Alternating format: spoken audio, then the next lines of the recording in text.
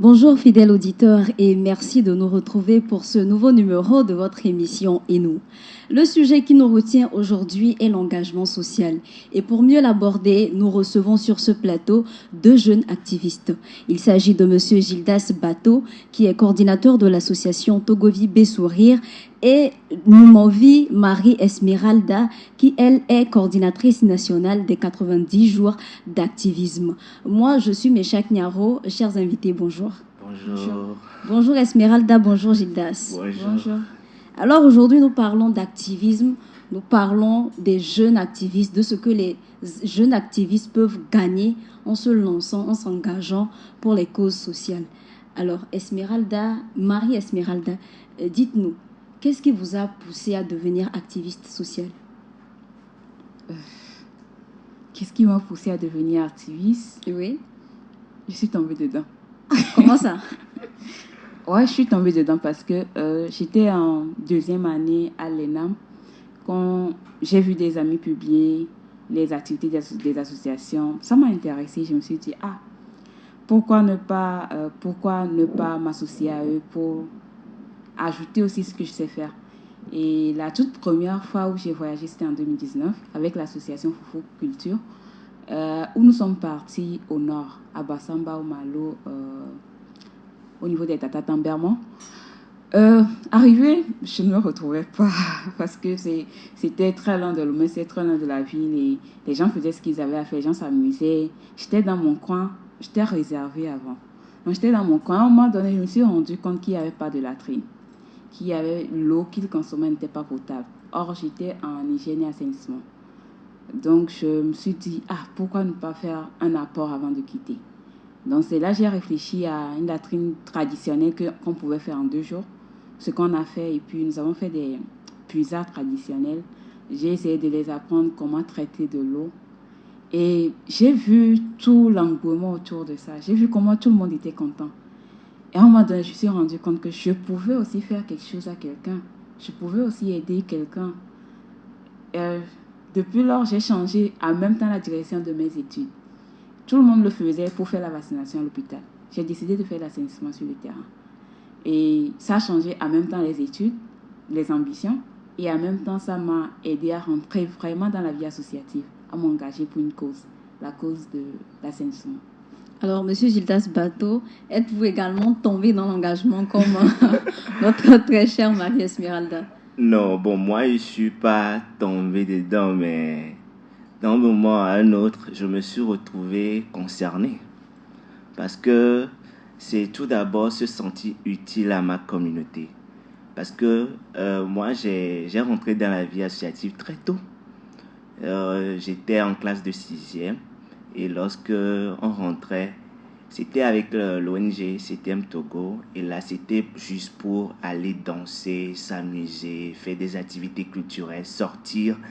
Mais c'était pas vraiment ancré, on est venu juste pour s'amuser, pas pour s'engager en tant qu'activiste social.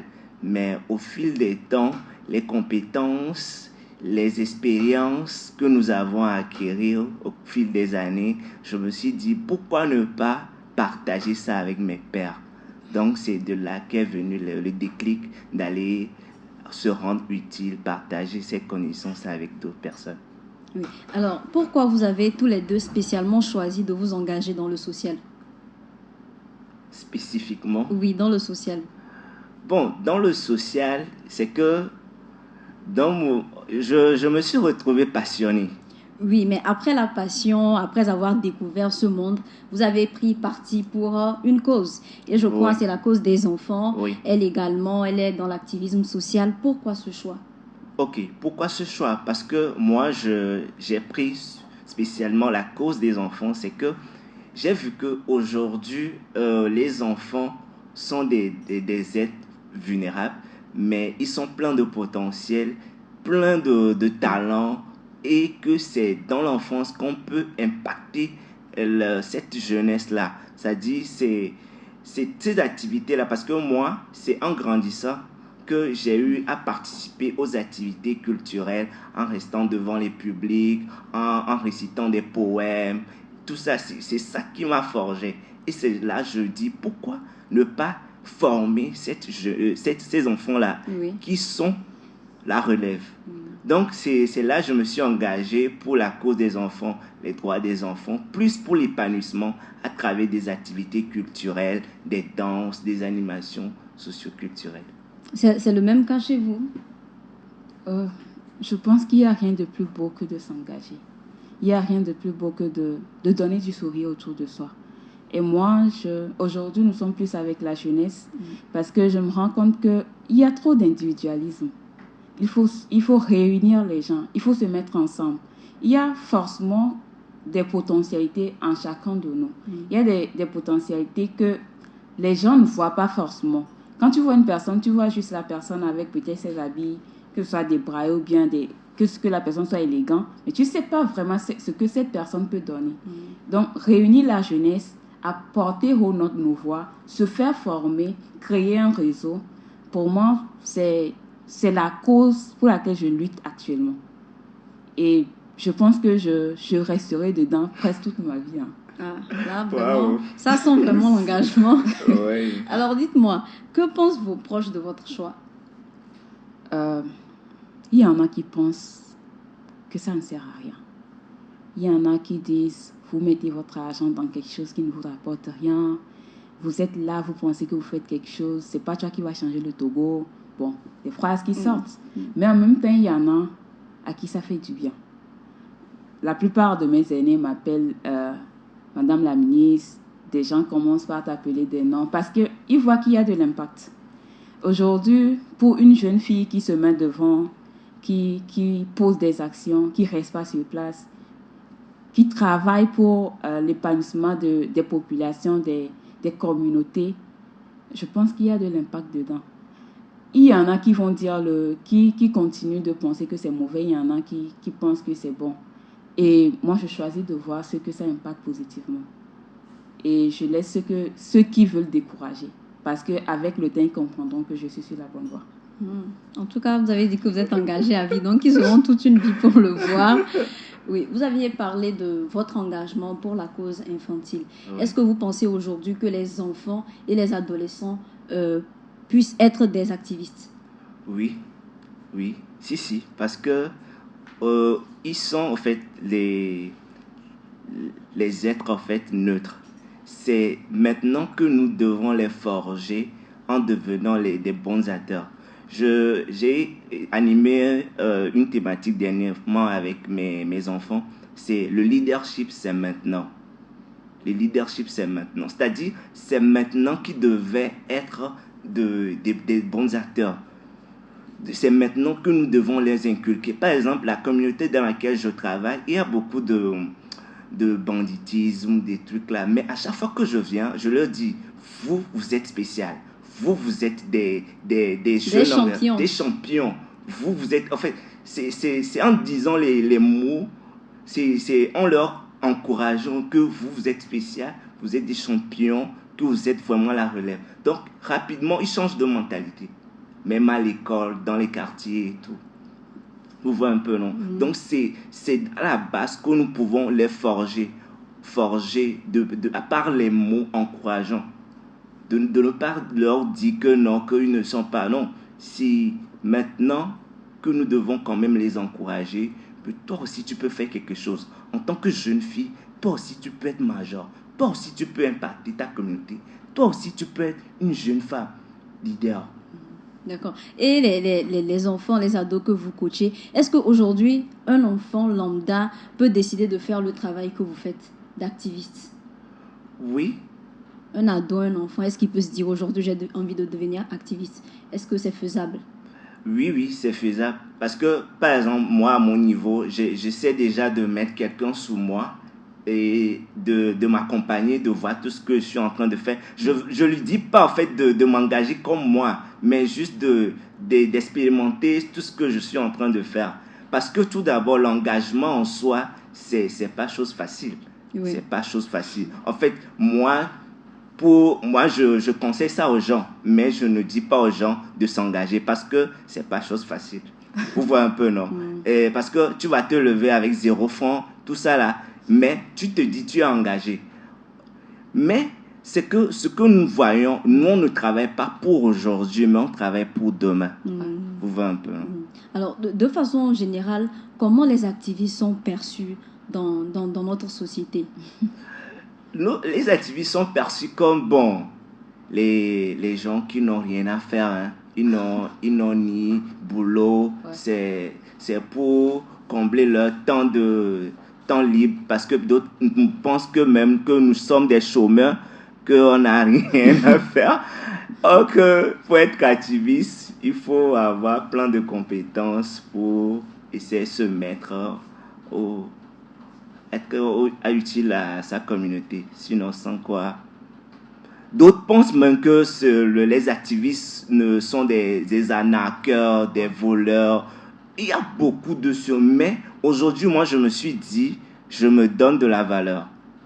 Parce que c'est pas facile de s'engager et surtout être à l'image, être au service de sa communauté. Esmeralda, comment les activistes sont perçus? Je pense que j'ai déjà tout dit. Ils sont perçus comme des chômeurs, ceux qui n'ont rien à faire. On pense que quand vous êtes sur le terrain tous les jours, c'est parce qu'il n'y a rien à faire, quoi. Genre, quand tu vas trouver du boulot, tout de suite, tu vas laisser ça. C'est ce qu'on a l'habitude de nous dire. Et ensuite, à part le fait qu'on pense que c'est des arnaqueurs qui cotisent de l'argent pour se nourrir, on pense aussi que ce sont des gens qui détruisent la société. Surtout les activistes de la SSR. Santé sexuelle reproductive. Ouais. Quand tu rentres dans une communauté, on dit « Ah, ils sont venus parler de sexe aux enfants, au doigt des viols, les enfants sont gâtés. » Genre, ils sont venus montrer aux enfants comment utiliser les préservatifs. Vous voyez, les parents refusent d'accepter que leurs enfants sont sexuellement actifs. Donc, ils pensent que c'est vous qui venez gâter les choses. Oui. Alors que ce n'est pas forcément ça. Donc, il y a des préjugés qui sont là, mais qui ne nous découragent pas pour autant. Alors, Esmeralda, dites-moi, est-ce que jusqu'alors, vous êtes satisfait de ce que vous avez accompli dans votre engagement? Je suis très satisfaite, si je peux le dire. Vous avez atteint tous les objectifs? Non, pas forcément, mais je suis très satisfaite. Je dis très satisfaite parce que il y a 4 ans en arrière, si on me disait que ce sera Marie Esmeralda d'aujourd'hui que je dirais non. J'étais très timide. Je parlais moi. Je ne pouvais pas rester devant un public. Aujourd'hui, j'ai dit hier à quelqu'un que je peux mourir en paix. Je peux mourir en sachant que j'ai planté les graines du développement dans la vie de beaucoup de personnes. Que j'ai impacté des gens. Je n'ai pas atteint mes objectifs. Mais chaque jour que Dieu fait, je continue de travailler pour les atteindre. Mais chaque jour, je suis satisfaite de ce que j'ai fait dans la journée. Il y a plein de personnes qui ne le font pas, qui veulent le faire, mais qui n'arrivent pas à le faire. C'est la grâce, bien sûr. Mais rassurez-vous, je suis très satisfaite.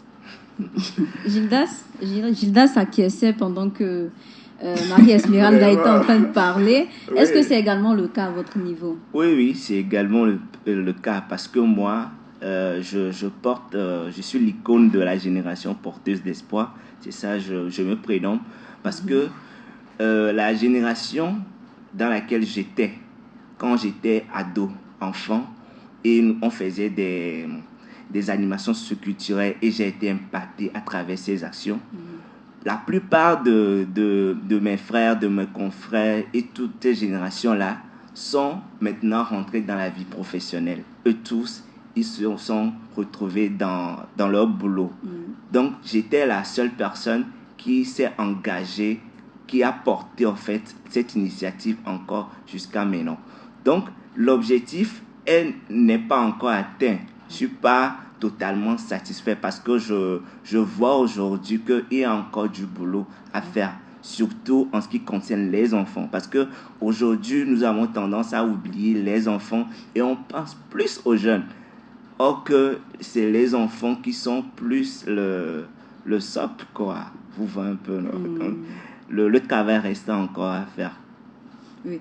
Il y a une grande question qui se pose, que tout le monde se pose, qui se murmure. Est-ce que l'engagement social paie? Est-ce que l'engagement social paie? La parole est à qui veut la prendre. L'engagement social paie, oui. Ça paie. Oui, ça En paie. quel sens? Comment ça paie? Je prends mon cas. Je me suis engagée de façon très bénévole. Je dépensais même mon propre argent pour aller sur le terrain, construire des latrines en ce moment. Mais l'année passée, j'ai été engagée pour construire des latrines pour une association qui m'ont payé pour mon expertise. Parce qu'une fois, je m'étais engagée à le faire. L'école nous l'a appris, mais la pratique n'y était pas. À part ça, il y a la rédaction des projets qu'on ne m'a pas appris à l'école. C'est dans les associations, on te dit, Marie, tu vas nous écrire ça. Après, on va corriger. D'accord. Après, on te demande de faire ceci, rédaction des lettres de partenariat. Il y a tellement de choses que nous avons appris dans l'engagement. C'était bénévole, c'était fatigant. On s'énervait même des fois parce que tu écris, on voit, des fois on met le bic rouge dedans, tu n'as rien fait, tu t'énerves. Mais ce sont des choses que nous avons appris intellectuellement. Nous avons acquis des compétences dans l'engagement qu'aujourd'hui on peut vendre. Donc oui, ça paie. Aujourd'hui, peut-être tu ne vas pas voir le fruit de l'engagement, mais dans l'avenir, tu vas le voir. Ça va payer. En tout cas, c'est des choses que nous mettons sur le CV. Oui. On te demande... on va te demander expérience de 5 ans, mais tu viens peut-être d'avoir ta licence. Mais tu l'as en fait. Parce qu'à un moment donné, tu as fait tout ce qu'on te demande aujourd'hui comme expérience dans l'engagement, que tu mets sur ton CV. Alors oui, ça paie. Gildas? Oui. Moi, je dis clairement que l'engagement paie. Là où je vais, je proclame haut, quoi, pour dire que l'engagement paie. Et si les gens me retrouvent aujourd'hui pour voir le Gildas que vous êtes, c'est que ça a payé, quoi. Ça a payé, ça continue toujours pas à payer. Si moi je veux donner mon exemple, c'est qu'on va pas quitter ici. Parce que l'engagement, tout d'abord, m'a permis de voyager. Souvent, je sensibilise mes proches pour dire que vous qui cherchez les tuyaux là, les tuyaux de voyage là, engagez-vous. Engagez-vous dans le social. C'est là un jour on m'a écrit, Gildas, est-ce que tu es prêt? Est-ce que tu peux voyager sur telle période? Oui. Donc actuellement, comme les gens sont en train de chercher à voyager, est-ce que ça veut dire que comme moi, peut-être on a envie de voyager, il y a des opportunités, on s'engage? Oui. Ah bon? Oui. Ok, d'accord. Engagez, oui. Ceux qui cherchent les tuyaux là, contactez-moi, engagez-vous dans le social et ça va payer. C'est comme ça on m'a contacté, on m'a envoyé le billet d'avion aller-retour et restauration, tout est pris en charge. Vous voyez un peu, non? D'accord. C'est l'engagement. En début d'émission, à chaque fois qu'Esmeralda donnait Marie Esmeralda donnait des exemples, elle parlait des actions qu'elle a eu à mener à ses propres frais. Est-ce que quelque part l'engagement est synonyme de bénévolat? Oui, l'engagement est synonyme de bénévolat parce que tout d'abord, il faut se sentir impliqué, apporter aussi de soi, apporter aussi sa part, sa contribution. Parce que on dit, bon, nous sommes engagés à but non lucratif. C'est à but non lucratif. Tout d'abord, tout de suite, on n'attend pas l'argent, mais on attend l'argent. Ah bon? Ah bon? Donc les activistes qu'on voit, c'est l'argent? L'un de leurs objectifs est l'argent? Oui, ça paie. Parce que quand vous allez contacter un activiste, il va te donner que, bon, si je vais venir, vous allez me faire un cachet. Ok, d'accord, je vois. Je peux rebondir. Oui, vous pouvez rebondir. Je pense que quand Gildas parle de l'argent, c'est pas forcément pour dire que nous attendons de l'argent. Bon, je me permets de revenir sur ça. C'est pas forcément pour dire que nous attendons de l'argent. Mais vous voyez quoi qu'on dise, chaque investissement que l'on fait, on attend un retour d'investissement. Et en tout moment, quand nous dépensons dans le social, c'est que ça paie en fait. Et quand nous parlons des voyages, les voyages, ça ne vient pas parce que tu es activiste, ça vient parce que tu as quelque chose à vendre. Ça vient parce que quand tu vas voyager, tu auras quelque chose à donner aux jeunes pères, à ton environnement. Quand on lance des appels à voyage, je l'appelle comme ça, hein, les séminaires, les rencontres à l'international, on ne prend pas juste parce que tu es engagé. On prend en tenant compte de ta motivation, de ton engagement, de tout ce que tu as eu à déjà faire et de ce que tu veux faire dans l'avenir. Donc, si tu veux rentrer parce que tu veux voyager, tu vas rentrer mais tu ne vas pas voyager. Il faut rentrer parce que tu veux t'être engagé, que tu as quelque chose à donner. Et quand tu as quelque chose à donner, tu peux beaucoup voyager. Et quand tu sais comment vendre tes compétences, surtout. Parce qu'aujourd'hui, il y a plein de séminaires, il y a plein de conférences à l'international. On postule, des fois on nous recale, mais on n'est jamais découragé, on postule toujours. Jamais fatigué. Non, jamais fatigué. Donc voilà, je voulais juste revenir pour que ceux qui écoutent ne pensent pas que c'est de l'argent, c'est du voyage. Non, il y a beaucoup de sacrifices derrière tout ce que nous voyons. C'est beau, mais avant que cette personne ne commence pas à voyager, il a dû faire tellement de sacrifices derrière. Je voudrais rapidement faire un petit ajout. C'est ça, je dis souvent aux gens que les opportunités sont à la hauteur de vos sacrifices. Surtout dans l'engagement. L'engagement social, c'est les opportunités sont à la hauteur des sacrifices. Parce qu'aujourd'hui, beaucoup de gens, surtout, certaines personnes qui disent que bon, ils sont engagés, mais ils ne sont pas tellement impliqués. Il y a ça aussi. Il y a certains acteurs qui sont engagés, il y a des jeunes qui sont engagés, mais ils ne s'impliquent pas trop. Donc, ils font des sacrifices, certes, mais ce n'est pas encore à ce niveau-là. Donc, il va falloir encore redoubler d'efforts, faire autant de sacrifices pour arriver à certaines opportunités. Oui, depuis un moment, on parle d'engagement social, implication, sacrifice. Quelle définition chacun de vous, par rapport à son expérience sur le terrain, donnera au mot engagement social? Esmeralda.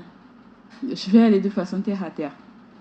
Pour moi, l'engagement, c'est que tu vois un problème, tu décides d'apporter une solution et tu te donnes corps et âme. Corps et âme? Ouais. Parce qu'à un moment donné, il y aura des découragements. À un moment donné, toi-même, tu seras fatigué. En tout cas, à plusieurs moments, j'ai voulu démissionner. Même cette année, j'ai frôlé la dépression. Parce que c'est devenu un poids. C'est comme pour les pasteurs. C'est comme un appel. Et quand tu vois que ça ne porte pas comme tu veux, ça décourage, ça t'énerve, tu es frustré. À un moment donné, tu sors. Moi, en tout moment, quand je sors, que je vois une fille enceinte et que je sens que ce n'est pas une grossesse que cette fille a désirée, je suis fâchée contre moi. J'ai l'impression d'avoir raté quelque chose. Je me dis que je n'ai pas assez donné l'information. Je n'ai pas assez coaché ces filles-là. C'est pourquoi elle est tombée dedans. Même si je ne la connais pas. Ça pèse en fait sur ma conscience.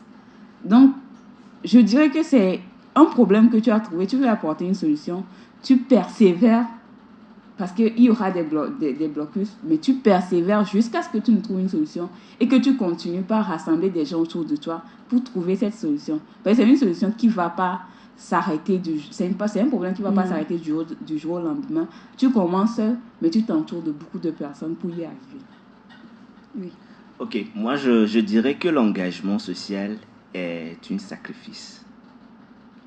Et c'est un chemin qui est long. Un chemin de combattant. Un chemin de combattant, vraiment. Parce que aujourd'hui, c'est bien vrai que nous tous on veut apporter notre noble contribution au développement de nos communautés, au développement de nos frères, c'est-à-dire aller impacter d'autres jeunes, aller sensibiliser, mais c'est tout un sacrifice derrière. Donc, l'engagement, c'est le sacrifice. C'est ce que je peux dire.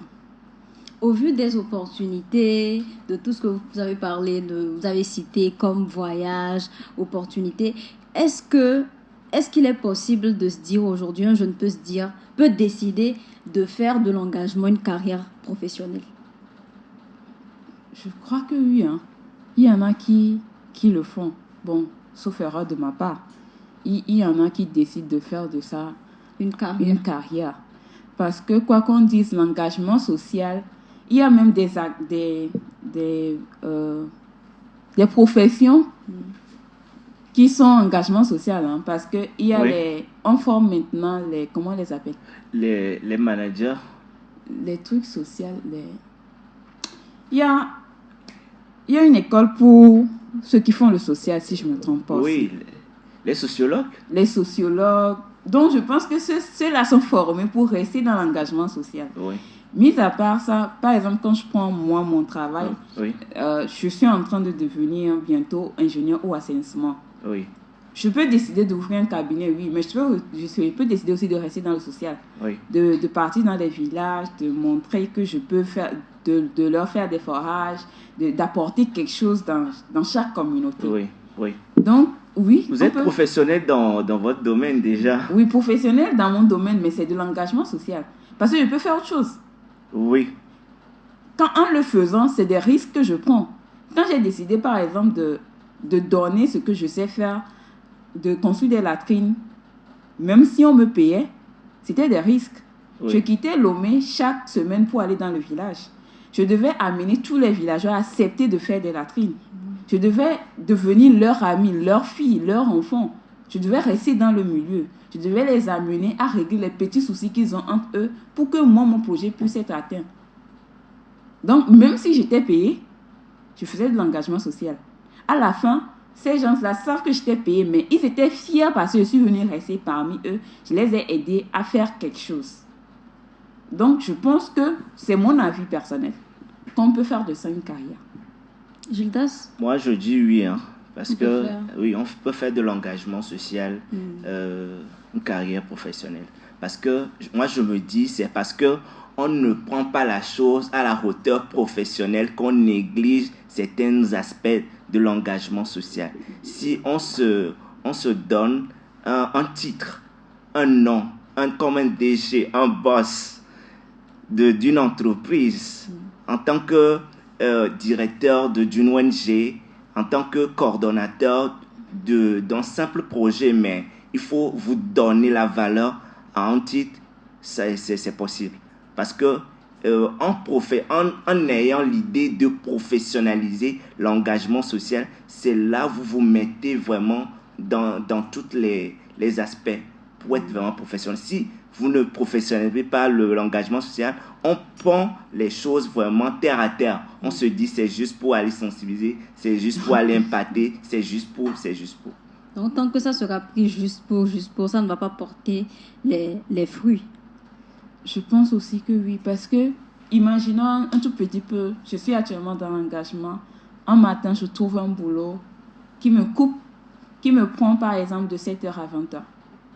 Et peut-être jusque samedi. Ça veut dire que je ne suis libre que dimanche. Peu importe mon envie de faire du bien à ma communauté, je ne pourrai plus le faire. Parce que j'ai pris un engagement ailleurs pour travailler. On me paie pour ça, donc je dois travailler. Et dimanche, c'est pas assez pour aller dans une communauté travailler. Même si tu as envie, tu seras très fatigué. Tu vas rester à la maison. Tu ne peux rien faire. Donc, je pense que faire de l'engagement une profession, ça peut apporter plus de fruits que faire de ça un passe-temps. Alors, en tant que jeune activiste, vous êtes un peu plus expérimenté, vous avez plusieurs années dans l'activisme. Alors pour les autres, en tant que jeune activiste, comment est-ce qu'on peut mettre à profit son engagement, son activisme social? D'accord. Je peux? Oui, allez-y. Moi, je dirais tout d'abord, c'est de valoriser ses compétences. Parce que en tant que jeune activiste ou jeune engagé, lorsque nous rentrons dans la vie associative ou dans l'engagement, on est venu neutre. C'est qu'on ne connaît on n'a aucune connaissance dans la chose, dans la matière. Maintenant, dans l'engagement social, on développe certaines compétences, c'est-à-dire parler en public, sensibiliser, rédiger les projets, beaucoup de ces compétences-là qu'on développe au fur et à mesure. Donc, en tant que jeune, c'est de pouvoir capitaliser ça et valoriser ça. Aujourd'hui, nous sommes à l'ère du numérique. On ne peut même pas s'en passer. Donc, avec les réseaux sociaux, c'est de valoriser toutes ces compétences-là. Et là, peu à peu, vous allez capitaliser sur votre engagement. Je pense que c'est ça. Hein. Et quand Gildas parlait, je me suis rappelé que mon mentor me disait les CV numériques sont les plus importants. Les CV numériques, c'est-à-dire toutes les publications, les articles que nous écrivons sur LinkedIn, sur Facebook, sur Twitter, sur X sont très importants. Parce qu'aujourd'hui, quand quelqu'un veut te recruter, le réflexe premier, c'est d'aller sur Internet pour écrire ton nom, pour voir tout ce que tu sais faire. Parce que oui, sur le CV, tu peux dire, je sais faire ceci, je sais faire ceci. Quelles sont les preuves? Là, nous laissons des images. Nous laissons des preuves de ce que nous savons faire, avant même que cette personne ne nous appelle et ne décide de voir ce que nous savons faire. Notre e-branding. Oui, notre e-branding. Quand on nous demande, par exemple, moi, c'est l'année passée, on m'a demandé de faire un travail sur la gestion des déchets. Je dis que je n'ai jamais fait. Alors que c'est faux. C'est quand je discutais avec un aîné, il me dit, non, mais quand tu étais parti ici, moi, c'était même à l'hôpital, moi, j'avais fait tout ça. Tu avais fait ceci. J'ai trouvé ça tellement banal que je n'ai pas pensé de mettre ça sur CV. Je reviens sur ça pour faire comprendre aux activistes qu'il n'y a rien de banal dans tout ce que nous faisons.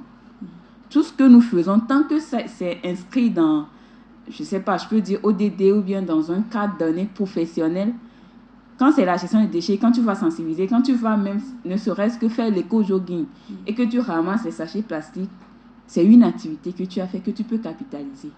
Donc, de capitaliser tout ce que nous faisons et en fonction de ce que le recruteur demande, de mettre ça sur CV et de postuler. Mis à part le e-branding qu'on doit construire, bâtir, quelles sont concrètement les compétences dont un jeune a besoin pour pouvoir mettre à profit, pour tout d'abord être un bon activiste, pour pouvoir bien s'engager et en second lieu, pour pouvoir mettre à profit son engagement? D'accord. Un bon activiste doit être un bon communicant. Savoir parler. Savoir parler. Ça, c'est ce que nous apprenons chaque jour. C'est-à-dire, on n'est pas quand même à la hauteur de la communication, mais il faut vraiment que quand un activiste prend la parole, il capte l'intention tout de suite de son auditoire. Donc, un activiste doit être un bon communicant, un bon rédacteur de projet, un bon marketeur, c'est-à-dire il va pour vendre en fait ce qu'il fait sur le terrain. Tout de suite, je vais vous dire que non, vous voyez, j'ai un projet. Le projet consiste à créer un cadre d'épanouissement pour les enfants, pour essayer de remettre tous les jeux que nous faisons avant, les ampés, les choux, les asigenge là, dans un cadre vraiment qui recueille les enfants. Donc, toi, je vous vois déjà comme un partenaire. Oui. Donc, vous devez être un bon marketeur pour convaincre vraiment vos partenaires, tout le monde. Parce que dans le social, tout le monde sont nos potentiels partenaires. Même vous. Même moi. Oui, vous êtes un potentiel partenaire. D'accord. Donc, il faut être un bon marketeur également. Oui. Alors, Esmeralda, le constat est que de plus en plus d'activistes migrent vers le web. Il y a de plus en plus le web activisme. Comment les activistes arrivent à faire leurs actions à travers les réseaux sociaux? Comment ils arrivent? D'abord, nous savons que la grande partie de la jeunesse est sur le digital. Le digital, les réseaux sociaux. Et l'influence est grande là-bas. Tu vas voir quelqu'un est sur son téléphone du matin jusqu'au soir. Donc, je pense que les activistes ont vite compris que pour atteindre la cible, il faut aussi rester là pour que quand ils défilent, qu'ils puissent voir, quand ils voient les mauvais contenus, à un moment donné, qu'ils tombent aussi sur les bons contenus. C'est pas facile hein, pour moi, par exemple. C'est pas très facile parce que après avoir travaillé sur le terrain jusqu'à rentrer, il faut maintenant se poser, chercher le bon contenu, rédiger. Tu n'as pas fait la communication à l'école. C'est maintenant que tu apprends. Tu réécris, tu corriges. Et à un moment donné, tu as envie de poster, tu te dis non. Est-ce que ça peut atteindre la cible? Si par exemple ma cible c'est la jeune fille, qu'est-ce que je dois mettre pour que quand cette jeune fille-là tombe sur ça, que cette jeune fille-là ne s'énerve pas et quitte? D'abord parce que tu ne vois pas la personne. Oui. C'est quand on veut travailler sur une personne, c'est sur les sentiments de cette personne. Vu que tu ne vois pas cette personne, il faut savoir les mots qu'il faut utiliser. Qu'est-ce qu'il faut dire? Donc, dans la rédaction, il faut voir tout ça avant de rédiger. Et après, il faut publier. Et je ne sais pas pour les autres, mais des fois, tu essaies de voir quelles sont ces personnes qui ont vu, quelles sont les cibles, est-ce que c'est atteint. Si ce n'est pas atteint la prochaine fois, il faut revoir comment tu vas rediriger ça. Si tu penses que tu n'y arrives pas, il faut demander conseil. C'est ça aussi être activiste. Il ne faut pas avoir honte de demander conseil. Ne pas avoir honte de demander comment vous y arrivez. J'ai envie de faire comme vous.